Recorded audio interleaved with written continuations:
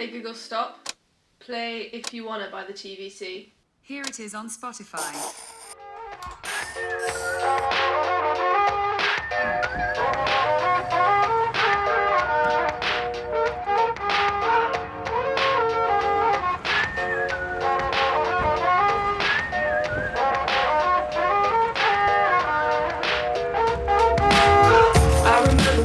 So I last left you guys around 3 weeks ago, moving all of my stuff out of London and flying to Spain for 2 weeks on a cycling camp with a guy I met on Hinge.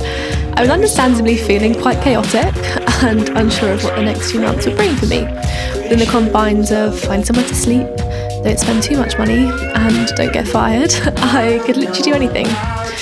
And so when everyone on cycling camp flew back to the UK, I decided to stay. I booked myself into an Airbnb on the coast, and I forced myself to figure out what on earth I was doing with my life. It was actually a pretty uncomfortable 3 days, as you're about to watch, but on reflection, I think it was very much needed.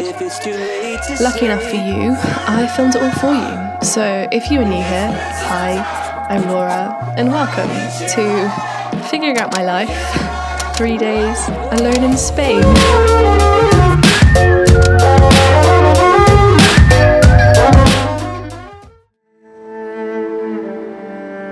My 3 days alone started on the phone all night in the villa, watching the pink sky bring Calpe into the evening, and end possibly some of my favourite 11 days of my life.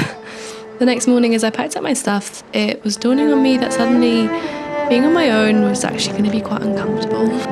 I didn't anticipate quite how uncomfortable it would be. In hindsight, you can't just pack your calendar and run from yourself forever.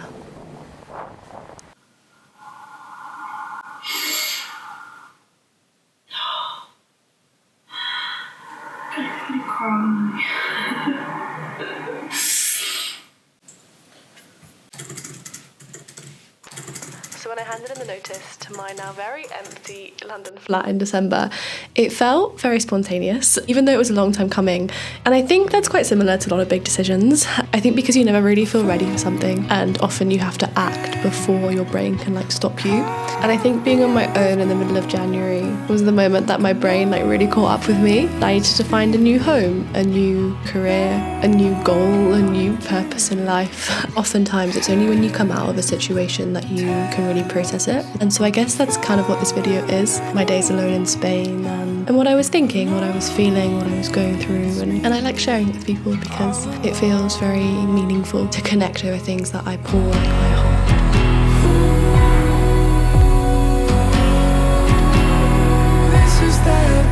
Place in that right time, standing on the front lines. This was our fire, still burning, every ember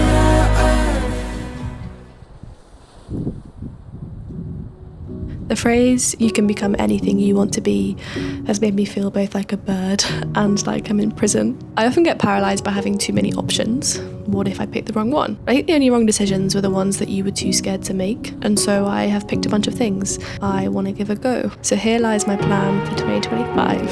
February, take a month off work, go to Cape Town, build a freelance consulting business. March, come back to London, see my friends. April, move to Newcastle, buy a van.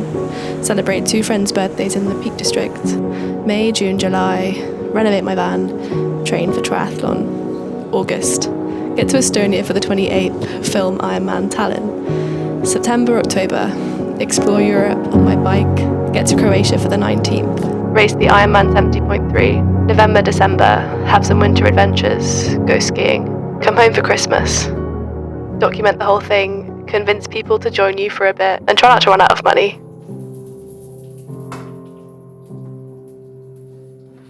How do you know this time might be the last?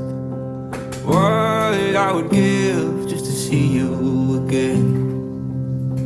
I'd walk to the depths of a world down below and demand to get back with some circumstance, though I still remember the last look of hope